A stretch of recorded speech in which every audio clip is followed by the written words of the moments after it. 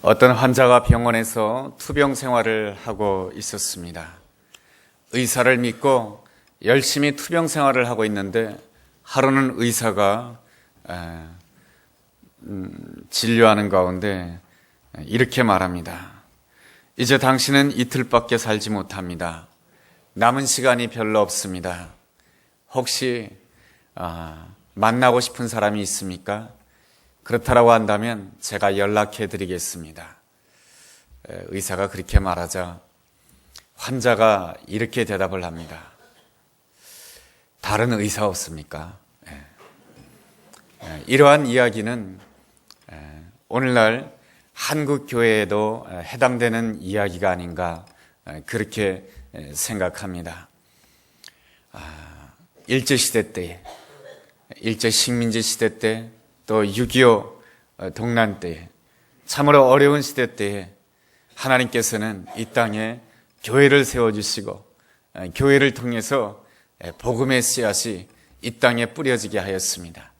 또한 교회를 통해서 한글이 이 땅에 이렇게 퍼지게 되었죠.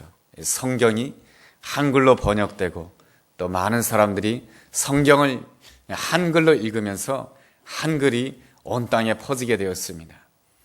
또한 당시만 하더라도 여성들이 교육을 받지 못했는데 교회를 통해서 여성들이 교육을 받게 되는 그러한 일들이 일어나게 되었습니다. 그리고 또한 교회를 통해서 남녀가 평등하다라고 하는 그러한 생각들이 이 땅에 자리를 잡게 되었습니다. 이날 때까지 교회를 통해서 하나님이 하시고자 하는 아름다운 일들이 많이 일어났습니다. 또한 교회는 아름다운 일들과 많이 연관되어 있습니다. 지금도 교회는 세상을 향해서 사회를 향해서 세상 사람들이 알든지 모르든지 간에 아름다운 일 또한 복지를 위한 일들을 많이들 하고 있습니다. 그렇지만 안타깝게도 세상에 아름답지 못한 일들과 이 교회가 연관되는 일들이 일어났습니다. 그래가지고 그러한 소식들이 세상 뉴스에 오르내리고 함으로 인하여서 교회가 복음을 전하는 데 있어서 장벽이 생기고 어려움이 생긴 것도 사실인 것입니다. 이러한 문제를 극복하고 이 한국교회가 온전히 하나님께 쓰임받기 위하여서는 어떻게 해야 되겠습니까? 오직 길은 한 가지밖에 없습니다. 예수님께로 돌아가는 것입니다. 예수님을 내 마음 가운데 온전히 모시게 되었을 때에 우리 삶 가운데 진정한 믿음의 회복이 일어나게 되고 한국교회가 세상을 향해서 빛과 소금의 역할을 온전히 감당하게 되는 줄로 믿습니다. 요한복음 15장 7절 말씀 보면 이러한 말씀이 있습니다. 너희가 내 안에 거하고 내 말이 너희 안에 거하면 무엇이든지 원하는 대로 구하라. 그리하면 이루리라. 이렇게 말씀해 주고 있습니다. 예수님을 온전히 영접하고 예수님을 모시게 될 때에 어떤 역사가 일어납니까? 복음서를 읽어본다라고 한다면 예수님이 가시는 곳마다 병자들이 치유함을 받고 예수님이 가시는 곳마다 포로된 자가 자유함을 얻고 예수님이 가시는 곳마다 억눌렸던 자가 해방이 되고 예수님이 가시는 곳마다 죽은 자가 살아나는 놀라운 역사가 일어났습니다. 한국교회 가운데 우리의 삶 가운데도 예수님을 온전히 영접함으로 인하여서 예수님에게 일어났던 그 귀한 역사가 우리 가운데 일어나게 되기를 주의 이름으로 축원합니다. 우리가 예수님을 내 마음 가운데 온전히 모시기 위해서는 어떻게 해야 되겠습니까? 오늘 본문은 세 가지를 말씀해 주고 있습니다. 첫째로 성령 충만해야 된다라고 하는 것입니다. 우리가 읽은 마태복음 1장 18절의 말씀 보면 이러한 말씀으로 시작되고 있습니다. 예수 그리스도의 나심은 이러하니 예수 그리스도께서 어떻게 나셨는가? 18절 하반절에 성령으로 잉태되었다라고 말씀해 주고 있습니다. 예수님께서 우리 삶 가운데 온전히 오시는 것은 성령으로만 시작되는 줄로 믿습니다. 그러므로 우리는 언제든지 성령 충만함을 사모해야 될 줄로 믿습니다. 성령으로 아니하고는 예수님이 온전히 내 마음 가운데 오실 수가 없는 것입니다. 우리의 육체의 욕심으로는 할 수가 없는 것입니다. 육체에는 언제나 자기 자랑이 있고 자기의 의가 있습니다. 오늘 말씀은 마태복음 1장 말씀입니다. 마태복음 1장 말씀을 보면은 족보가 잔뜩 기록되어 있습니다. 왜 족보가 처음부터 기록되어 있었겠습니까? 이 마태복음서를 처음 읽었던 독자들은 누구냐 하면은 유대인들이었습니다. 유대인들에게는 자기 자랑이 있었습니다. 자기 자랑이 무엇이었냐면 조상에 대한 자랑이었습니다. 우리의 조상 가운데는 아브라함이 있다라고 자랑했습니다. 우리의 조상 가운데는 아주 위대한 왕 다윗이 있다라고 자기 자신들을 자랑했고 그 조상들을 통해서 자기 의를 내세웠던 것입니다. 그래서 마태복음을 쓰고 있는 마태는 먼저 족보를 기록하면서 이렇게 기록해주고 있습니다. 마태복음 1장 1절 말씀에 아브라함과 다윗의 자손 예수 그리스도의 계보라 이렇게 말씀을 시작하면서 이 족보 안에 네 사람의 여인을 소개하고 있습니다. 그 네 사람의 그 여인은 어떠한 여인입니까? 마태복음 1장 3절에 보면은 다말이라고 하는 여인이 나옵니다. 그리고 유다는 다말에게서 베레스와 세라를 낳았다라고 말씀해 주고 있습니다. 유다와 이 다말의 관계는 어떤 관계인지 아십니까? 유다는 시아버지고 다말은 며느리인 것입니다. 세상에 시아버지와 며느리와의 관계 속에서 자식을 낳다니 이게 무슨 말입니까? 그렇지만은 성경은 우리 인간의 부족함, 연약함에 대해서 가감없이 표현하는 것이 바로 또한 성경인 것입니다. 또한 다른 여인이 나오는데 5절 말씀에 보면 라합이라고 하는 여인이 나옵니다. 이 라합이라고 하는 여인은 기생의 신분을 가지고 있었습니다. 또한 5절 중반절에 보면 룻이라고 하는 여인이 나옵니다. 이 여인은 유대인도 아니고 이방 여인이었던 것입니다. 그리고 또한 6절 말씀에 보면은 우리아의 아내 바세바라고 하는 여인의 이름이 나옵니다. 이렇듯 다말이라고 하는 이름, 라합이라고 하는 이름, 룻이라고 하는 이름, 우리아의 아내라고 하는 그 이름을 이 족보 안에 기록해 놓고 있습니다. 마태가 왜 이 여인의 보통 족보를 기록한다라고 한다면 예로부터 남성을 중심으로 해서 그 족보를 기록하고 있지 않습니까? 그런데 본문에 여성을 기록해 놓고 있고 그 여성들 가운데 다말이라고 하는 이름을 넣고 있고 라합이라고 하는 이름을 넣고 있고 룻이라고 하는 이름을 넣고 있고 우리아의 아내라고 하는 그 이름을 넣고 있습니다. 왜 그런 것입니까? 바로 이스라엘 백성들이 유대인들이 자랑스럽게 생각하고 있는 그 족보 안에는 죄악이 가득하고 문제가 있다라고 하는 것입니다. 유대인들은 자기들의 조상을 생각하면서 우리의 조상에는 아브라함이 있고 다윗이 있다고 하지만은 그 족보에는 부족함이 있고 연약한 점이 있고 못난 점이 있다라고 하는 것입니다. 이러한 이 네 사람의 여인을 이렇게 포함시킨 이유가 무엇입니까? 너희들은 조상을 자랑하지만 자랑할 것이 없다라고 하는 것입니다. 자랑할 모든 것들을 다 내려놓으라고 하는 것이 바로 이 마태복음 1장이 우리에게 주신 하나님의 뜻인 것입니다. 우리는 이 새해를 시작하기에 앞서서 나의 자랑을 다 내려놓아야 되는 것입니다. 물질이 조금 있다고 하는 것, 그 자랑도 내려놓아야 되는 것이고, 내가 공부 좀 했다고 하는 것, 그 자랑도 내려놓아야 되는 것이고, 내 외모가 괜찮다라고 하는 그 자랑도 내려놓아야 되는 것입니다. 우리가 오직 하나님께서 예배해 놓으신 새로운 시대를 맞이하기 위해서는 겸손한 마음으로 주님 앞에 나아가야 될 줄로 믿습니다. 우리가 겸손한 마음으로 주님 앞에 나아갈 때 우리는 예수님을 온전히 내 마음 가운데 모실 수 있는 줄로 믿습니다. 베드로 역시 자기 자랑이 대단한 사람이었습니다. 베드로는 함께한 제자들 중에서 내가 예수님 앞에 가장 충성된 사람이라고 생각하였습니다. 그렇지만 가장 어려운 자리에서 예수님께서 십자가 지는 가장 힘들고 가장 어려운 자리에서 예수님을 3번씩이나 부인하고 예수님에게서 도망치는 못난 모습을 가졌던 것입니다. 이렇듯 육체의 자랑과 육체로 자기의 의를 드러내는 자는 결단코 예수 그리스도를 내 마음 가운데 온전히 모실 수가 없는 것입니다. 오늘 우리가 읽은 본문 말씀에 요셉이라고 하는 사람이 나옵니다. 마태복음 1장 19절 말씀에 보면은 그의 남편 요셉은 의로운 사람이라고 기록되어 있습니다. 요셉은 나름대로 자기 삶 속에서 의로운 사람이라고 자부했던 그러한 사람입니다. 그렇지만 자기 의로 무엇을 했습니까? 19절 하반절에 보면 이러한 말씀이 있습니다. 그를 드러내지 아니하고 가만히 끊고자 했다라고 말씀해주고 있습니다. 누구를 끊고자 했던 것입니까? 경원했던 마리아를 끊고자 했던 것입니다. 왜 마리아와 자기와의 관계를 끊어버리려고 하였던 것입니까? 그것은 바로 마리아와 결혼도 하지 않았는데 마리아가 아기를 가졌다라고 하는 것입니다. 이러한 사실에 대해서는 유대 사회가 용납하지 아니했던 것이죠. 유대 사회가 용납하지 않았기 때문에 이 요셉의 마음 가운데는 사람들이 우리 가정을 보면서 무엇이라고 말할까? 사람들이 나에 대해서 무엇이라고 말할까? 세상의 눈치가 두려웠고 사람들이 나에게 무엇이라고 말할까? 이러한 모든 것들이 두려웠던 것입니다. 그래서 이 요셉은 의로운 사람이라고 이 성경에는 기록되어 있지만은 자기 의로는 무엇밖에 못하는 것입니까? 책임져야 되는 그 자리에서 도망갈 수밖에 없는 것입니다. 하나님께서는 이 요셉에게 마리아라고 하는 그 여인을 짝으로 이렇게 허락해 주셨습니다. 배우자로 허락해 주셨습니다. 하나님께서 이 요셉으로 하여금 마리아를 책임지기를 원했던 것입니다. 그렇지만은 사람들이 나를 어떻게 볼까? 세상 사람들이 나에 대해서 무엇이라고 말할까? 이러한 것들이 두려웠기 때문에 그는 그 자리에서 그 마리아와의 관계를 끊어버리기를 원했던 것입니다. 이렇듯 자기 자랑, 자기 의의 결과는 두려움뿐이며 그 두려움의 그 결과는 도망가는 것밖에 없었던 것입니다.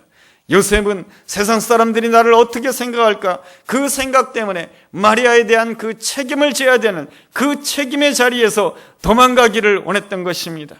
여러분, 하나님의 위대한 역사는 어떠한 곳에서 일어나는지 아십니까? 하나님이 내게 주신 자리에서 힘들고 어렵다 할지라도 그 자리에서 기도하면서 하나님이 주신 이 자리에서 내가 온전히 책임지기를 원합니다. 그러한 자리에 하나님의 놀라운 역사가 임하게 되는 줄로 믿습니다.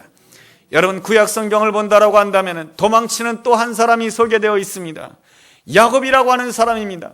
야곱은 일생 동안 2번 도망친 사람인 것이죠. 야곱은 가정에서 성장하면서 형을 속이고 아버지를 속였습니다. 형을 속였기 때문에 더 이상 가정에서 살 수가 없기에 젊은 날에 가정을 떠나야 했습니다. 도망을 쳐야 했던 것이죠. 도망을 쳐서 누구의 집에 이르게 됩니까? 삼촌 라반의 집에 이르게 됩니다. 삼촌 라반의 집에서 20년 동안 살게 됩니다. 20년 동안 살게 되면서 부인 4사람을 거두게 되고 많은 자녀를 거두게 되고 많은 물질을 모아했지만 역시 삼촌 라반의 집에서 이 야곱은 도망칠 수밖에 없는 인생이 되는 것입니다. 왜 도망칠 수밖에 없는 것입니까? 삼촌 라반과의 관계 속에서 속고 속이는 그 관계 속에 있었기 때문에 그런 것입니다. 이렇듯 육체의 자랑이 앞서고 자기의 의가 앞서게 되면 속고 속이는 관계가 되고 속고 속이는 관계가 되면 그 자리에서 도망칠 수밖에 없는 그러한 존재가 되는 것입니다. 문제가 있고 어려움이 있을 때마다 도망치는 그러한 사람으로서는 하나님께서 쓸 수가 없는 것입니다. 도망치는 사람을 통해서는 하나님께서 영광 받을 수가 없는 것이죠. 그래서 하나님께서는 야곱으로 하여금 도망을 쳤던 그 고향 땅 가나안 땅으로 다시 돌아가라고 말씀해 주고 있습니다. 이것은 하나님의 명령에 돌아갈 수밖에 없었습니다. 그 옛날에 20여 년 전에 도망쳤던 그 가나안 땅으로 돌아간다라고 하는 것은 쉬운 일이 아니었던 것입니다. 그렇지만은 하나님의 명령이기에 온 가족을 데리고 모든 양과 소떼를 데리고 고향 땅 가나안 땅으로 들어가게 됩니다. 그런데 놀라운 소식을 듣게 되죠. 어려운 소식을 듣게 되는 것이죠. 자기 형 에서가 군사 400명을 이끌고 자기를 맞이한다라고 하는 것입니다. 군사 400명을 왜 이끌고 오는 것입니까? 오려면 혼자 와야지. 400명을 이끌고 나를 맞이한다고 하는 그 소식 가운데 이 야곱의 마음은 너무나도 두려웠습니다. 두려워서 또 어떤 생각을 하게 되냐면 또 도망칠 생각을 하는 것입니다. 어떻게 하였습니까? 자기의 가족을 3대로 나누게 됩니다. 이 야곱에게는 부인 4사람이 있었는데 이 부인 4사람 가운데 이 2사람은 삼촌 라반의 딸 레아와 라헬이며 그리고 이 2 여자는 이 레아와 라헬의 여종들인 것입니다. 그래서 제일 앞에다가 누구를 두냐면은 이 2 여종과 그의 자녀들을 두게 됩니다. 그 다음에 누구를 두게 됩니까? 덜 사랑하는 레아와 그의 자녀를 두게 되고 맨 마지막에 누구를 두게 됩니까? 자기가 가장 사랑하는 아내 라헬과 그의 자녀를 두게 됩니다. 그래서 형 에서가 자기를 공격하게 되면은 맨 뒤에 있는 라헬과 그의 자녀만 데리고 도망칠 생각이 바로 야곱의 생각이었던 것입니다. 이런 사람이 바로 하나님이 선택한 사람이고 이런 사람을 통해서 하나님의 영광 받으시길 원하시는 것이죠. 여러분, 하나님의 마음이 얼마나 답답했겠습니까? 그렇지만은 하나님께서는 야곱을 사랑해 주셨습니다. 하나님께서는 야곱에게 함께 해 주셨습니다. 그래서 야곱은 그 도망치려고 하는 그 순간에 그 야복강가에서 불안과 두려움 가운데 도망칠 생각을 하였지만은 이 밤을 어떻게 보낼까 하는 그 생각 가운데 하나님 앞에 부르짖고 또한 기도하기 시작했습니다. 여러분, 우리가 약하고 문제가 있다 할지라도 그 약한 자리에서, 문제가 있는 자리에서 하나님께 부르짖고 또 부르짖는다라고 한다면 하나님께서 우리 삶 가운데 놀라운 길을 열어줄 줄로 믿습니다. 야곱은 그 야복 강가에서 하나님 앞에 간절하게 부르짖었습니다. 부르짖었을 때에, 새벽이 되었을 때 그의 환도뼈가 부러지게 됩니다. 환도뼈가 부러지도록 하나님 앞에 부르짖었던 것이죠.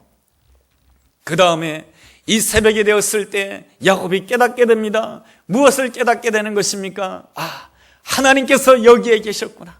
하나님께서 나를 만나주셨구나. 하나님께서 나를 만나셨다라고 하는 그 사실에 그 마음 가운데 성령 충만하게 되는 것입니다. 하나님의 영으로 충만하게 되자 이 야곱이 생각을 바꾸게 되는 것입니다. 여차하면 도망갈 생각이었지만 이제 내가 형 에서를 만나리라. 하나님의 인도함 따라 내가 형 에서를 만나리라.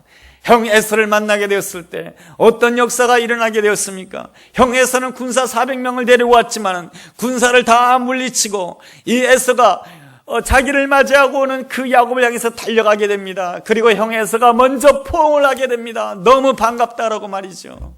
몇 년 만이냐 하면서. 여러분, 야곱은 그 형 에서를 만나면서 감격의 눈물을 흘릴 수밖에 없었습니다. 그 전날 밤만 하더라도 내가 형 에서를 어떻게 피할까? 내가 이 자리에서 어떻게 도망을 칠까? 이 어려운 자리에서 어떻게 도망칠까? 그것 때문에 전전긍긍하며 밤새도록 땀을 흘리며 끙끙대었었는데 내가 하나님 앞에 부르짖는 가운데 성령님께서 내 마음 가운데 온전히 임하시게 되자 놀라운 변화의 역사가 일어나게 되는 것이죠. 도망치는 그러한 생각 속에서 형을 만날 생각을 하게 되고 형을 만나는 그 순간에 뜨거운 포옹을 하게 되고 화해하게 되는 놀라운 역사가 일어났습니다. 이것이 바로 성령이 임하심으로 인해서 예비되어진 하나님의 놀라운 역사인 줄로 믿습니다. 성령님께서 우리 가운데 임하게 될 때에는 성령님께서 우리의 생각을 바꿔주시는 것입니다. 책임의 자리에서 도망치려고 하는 그 자리에서, 이 책임의 자리에서 하나님께 부르짖고 부르짖는 가운데 내가 이 문제를 돌파하기를 원합니다. 전에는 이 문제 앞에 설 때마다 도망치려고 하는 그 마음을 가졌는데 이제는 내가 문제 앞에서 내가 성령이 나와 함께 하심으로 내가 능히 이 문제를 돌파할 수 있는 줄로 믿습니다. 이것이 바로 생각이 바뀌어지는 것이고 우리의 생각이 바뀌어지는 가운데 하나님의 위대한 역사가 시작되는 줄로 믿습니다. 오늘 마태복음 1장 말씀으로 다시 돌아오겠습니다. 요셉은 마리아랑 가만히 끊고자 하였습니다. 그런데 20절 말씀에 이러한 말씀이 있습니다. 이 일을 생각할 때에 다시 생각했다라고 하는 것이죠. 요셉은 마리아와 끊고자 함으로 인해서 마리아를 책임지겠다라고 하는 그 자리에서 도망가려고 하였지만 성령님께서 이 요셉에게 임하게 되었을 때 요셉은 다시금 생각하게 된 것입니다. 내가 이 마리아를 책임져야지. 하나님께서 주신 이 마리아를 내가 책임져야지. 하나님이 나에게 주신 자리 내가 기쁘게 받아들이겠습니다. 그랬을 때에 이 요셉과 마리아를 통해서 예수 그리스도가 이 땅에 오시고 예수 그리스도가 이 땅에 오심으로 인하여서 요셉의 가정에 새 역사가 시작됐을 뿐만 아니라 온 인류 가운데 새 역사가 시작된 줄로 믿습니다. 이것이 바로 성령님이 우리와 함께 하시는 아름다운 역사인 줄로 믿습니다.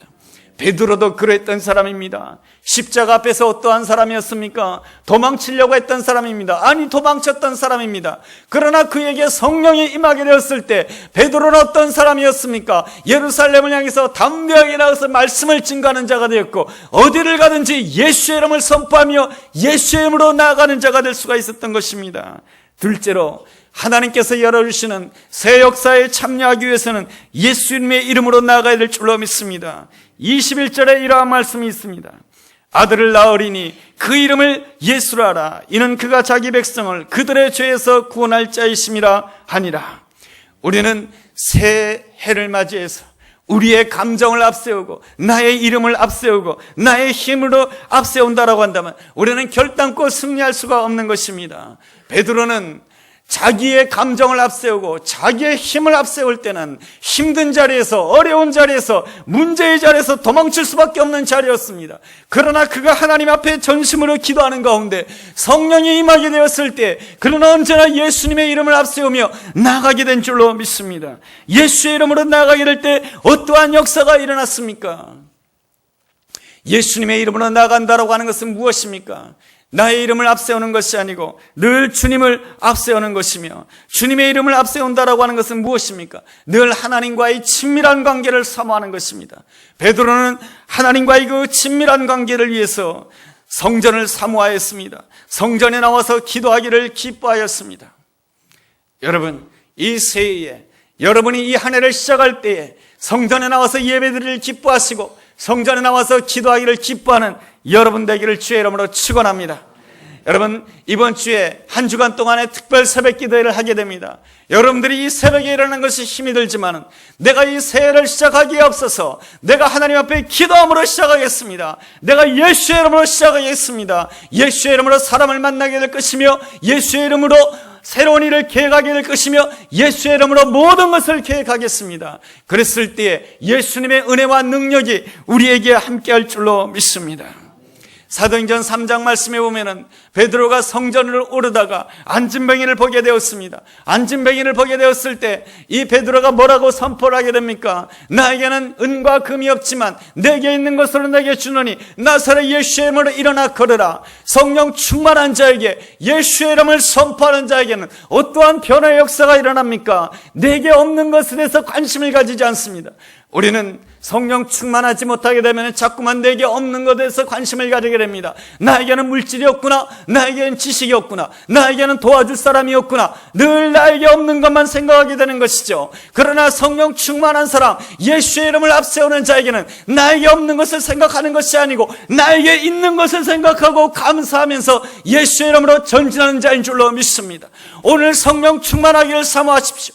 예수님을 사모하십시오. 이 시간에 마음속으로 기도하면서 말씀을 들으십시오. 그럴 때 성령님께서 여러분의 각 사람 위에 임재하게 될 줄로 믿습니다. 그럴 때 나 자신도 모르게 생각하게 되는 것이죠. 나에게 없는 것을 생각하는 것이 아니고 성령님이 나에게 허락하신 것들을 생각하면서, 하나님께서 나에게 허락하신 가족을 생각하고, 하나님께서 나에게 허락하신 교회를 생각하고, 하나님께서 나에게 허락하신 아름다운 사람들을 생각하면서, 나에게 붙여준 그러한 사람들 생각하면서 예수의 이름으로 선포하며 나아가게 될 때 어떤 역사가 일어난다라고 성경이 기록해주고 있습니까? 안진뱅이가 일어난다라고 약속해주고 있습니다. 여러분, 예수의 이름에는 놀라운 능력이 있는 줄로 믿습니다. 예수의 이름에 어떤 능력이 있는가? 다니엘서 2장 20절에는 이러한 말씀이 있습니다. 영원부터 영원까지 하나님의 이름을 찬송할 것은 지혜와 능력이 그에게 있습니다. 그렇습니다. 예수님의 이름 가운데는 지혜와 능력이 있는 줄로 믿습니다. 저는 다니엘서 2장 20절의 말씀을 묵상하면서 주여, 내가 날마다 예수의 이름으로 살아가기를 원합니다. 주님 안에 있는 그 지혜와 능력이 나에게 부어지기를 원합니다. 예수의 이름으로 사람을 만나며, 예수님의 이름으로 선포하며, 예수의 이름으로 설교하며, 예수의 이름으로 목회하기를 원합니다. 예수님의 그 은혜 가운데 있는 그 지혜와 능력을 나에게 부어 주옵소서. 이러한 아름다운 은혜가 우리 모두에게도 일어나기를 줄로 믿습니다. 그렇다라고 한다면 예수의 이름으로 우리는 모든 것을 이겨나갈 수가 있는 것입니다. 예수의 이름으로 온전히 분별하는 자가 되고, 예수님의 이름으로 하나님께서 예배해 놓으신 놀라운 은혜와 능력을 체험하는 우리 모두가 될 줄로 믿습니다.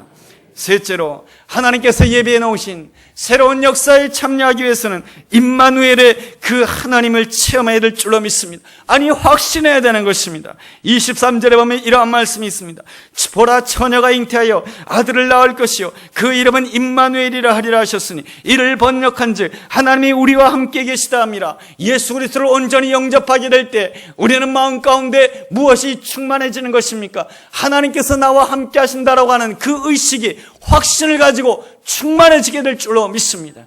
그 임마누엘의 확신을 가진다라고 한다면 내 앞에 고난이 있다 할지라도 이 고난을 통해서 하나님께서 영광받게 될 줄로 믿습니다. 이런 아름다운 고백을 하게 되는 것입니다. 그 아름다운 고백을 했던 사람이 누구입니까? 다니엘서에 나오는 그 다니엘의 세 친구인 것입니다. 다니엘의 그 세 친구가 왕의 금신상에게 우상에게 절하지 아니함으로 인해서 뜨거운 풀무불 속에 들어가게 되었지만은 그 다니엘의 세 친구는 확신했던 것입니다. 임마누엘의 하나님, 하나님께서 나와 함께 하심에 내가 이 뜨거운 풀무불 속에 들어간다 할지라도 하나님께서 나를 보호해 줄 줄로 믿습니다. 그리 아니하실지라도 내가 하나님만을 섬길 것입니다. 나의 전 인생을 하나님께 맡기고 의지했던 것입니다. 결과가 어떻게 되었습니까? 다니엘의 세 친구는 머리털 하나도 상하지 아니하고 회복이 되었고, 뿐만 아니라 바벨론에서도 남의 나라에서도 아무도 도와주지 않는 그 바벨론 땅에서도 승승장구하게 되는 놀라운 은혜를 누리게 된 줄로 믿습니다. 시편 50편 15절에서는 이렇게 말씀해주고 있습니다. 환난 날에 나를 부르라. 내가 너를 건지리니 내가 나를 영화롭게 하리라. 하나님이 영광 받으시는 것은 내가 무엇인가만을 잘해야만이 하나님이 영광 받으시는 것이 아닙니다. 하나님 말씀에서 하나님께서 언제 영광을 받으시는가? 내가 환난의 때에 영광 받으신다고 하는 것이죠. 내가 환난을 당할 때에 내가 하나님 앞에 부르짖음으로 인해서 내가 하나님 앞에 부르짖고 부르짖는 가운데 하나님이 나를 건져주심으로 인해서 하나님 자신이 영광을 받으시겠다라고 하는 것입니다. 임마누엘의 하나님이 이러한 놀라운 하나님이신 줄로 믿습니다. 이 놀라운 하나님을 내가 확신하게 될 때에 우리는 환난 가운데서도 근심하지 아니하며 우리는 환난 가운데 할 수 있는 일이 있습니다. 내가 여호와께 부르짖겠습니다. 내가 주님 앞에 기도하겠습니다. 그럴 때 우리 주님께서 원하십니다. 내가 너를 건져서 내가 영광 받을 것이다. 하나님은 늘 자신이 영광 받으기를 원하십니다. 나를 건져서 영광 받으시기를 놀라우신 그 하나님이신 줄로 믿습니다. 그러므로 우리 앞에 새해가 시작되었습니다. 내 앞에 어떠한 일이 있다 할지라도, 환난이 있다 할지라도, 문제가 있다 할지라도 내가 부르짖을 것이며, 여러분, 올해의 표가 성령이 이끄시는 교회입니다. 그리고 옆에다가 세 가지를 써놨어요. 1, 2, 3, 1, 2, 3. 하루에 1시간씩 기도하고 1년에 2명 전도하고 그리고 하루에 3번 감사하자.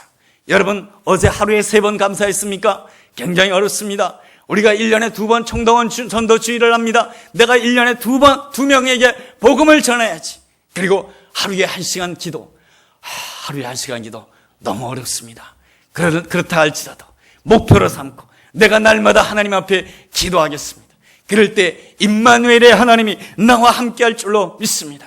우리가 누구입니까? 예수 믿는 사람입니다. 우리가 누구입니까? 그리스도인 것입니다. 그러므로 우리는 이 시간 다시 한번 그리스도를 영접해야 될 줄로 믿습니다. 예수님 내 마음 가운데 와 주시옵소서. 예수님이 내 인생의 주인이 되어 주시옵소서. 그러한 기도를 해야 될 줄로 믿습니다. 그럴 때 성령님께서 여러분 가운데 임재해 주실 것이며, 그리고 여러분은 어디를 가든지 간에 나의 이름, 나의 형편을 앞세우는 자가 아니고 예수님의 이름을 앞세우는 자가 될 줄로 믿습니다. 예수의 이름으로 만나고, 예수의 이름으로 남편을 사랑하고, 예수의 이름으로 아내를 사랑하고, 예수의 이름으로 자녀를 사랑하고, 예수의 이름으로 이웃을 만나고, 예수님의 이름으로 직장 생활을 감당하게 될 때 우리 하나님의 은혜와 능력이, 하나님의 지혜와 놀라운 능력이 우리에게 함께 할 줄로 믿습니다. 임마누엘의 하나님이 우리와 함께 할 줄로 믿습니다. 우리의 삶 가운데 고난이 예상이 됐습니까? 환난이 예상이 됐습니까? 그럴 때마다 시편 50편 15절 말씀을 여러분 기억하시기 바랍니다. 이 고난을 통해서 하나님은 영광 받으실 줄로 믿습니다. 내가 환난 날에 주 앞에 부르짖겠습니다. 그럴 때 주님 나를 건져주심으로 주여 영광 받아 주시옵소서. 이 새해 예수 그리스도를 온전히 내 마음 가운데 모심으로 인해서 여러분의 가정 가운데, 여러분의 직장 생활 가운데 하나님의 영광이 나타나기를 주의 이름으로 축원합니다. 기도하겠습니다. 하나님, 우리 가운데 구원자로 오신 예수님을 내 마음 중심에 영접하기를 원합니다. 이 시간 우리 가운데 성령 충만하게 하여 주옵시고, 이제는 나의 이름, 나의 자랑으로 나가는 것이 아니고 예수님의 이름으로 나아가며 세상을 이기게 하여 주옵시고, 우리가 가는 곳마다 하나님의 임재하심과 하나님의 능력이 나타나며 하나님의 영광 돌리는 귀한 역사가 있게 하여 주옵소서. 예수님의 이름으로 기도했습니다. 아멘.